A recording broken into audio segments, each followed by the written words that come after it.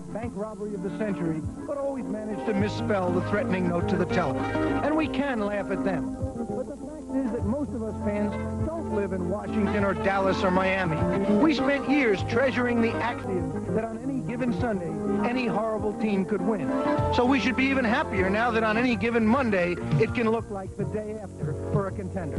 New England plays at Seattle today, and barring a glitch in the calculus that determines playoff berths, the winner will make the postseason tournament. The record will be 9-7. Is this the New England team that bowed meekly not once but twice to Baltimore and mailed in its efforts to Atlanta and Shea?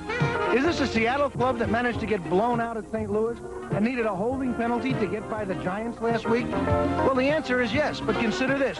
The winner gets to play another genuinely mediocre team from Denver. At least that wild card game figures to be close. The NFC plans to serve up some 9-7 team of its own from the West as a holiday treat for Dallas.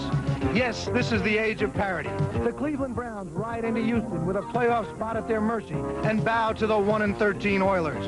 The Rams have a chance to wrap things up at home and turn the ball over to the Patriots 7 times. Does this mean that teams should look for a Woody Allen as coach, a W.C. Fields as general manager? Should we spell parity with the O-D-Y after all? To do so, I think, would be to laugh away the dreams of millions.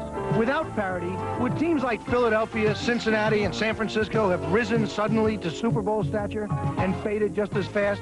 That's the precarious beauty of the system.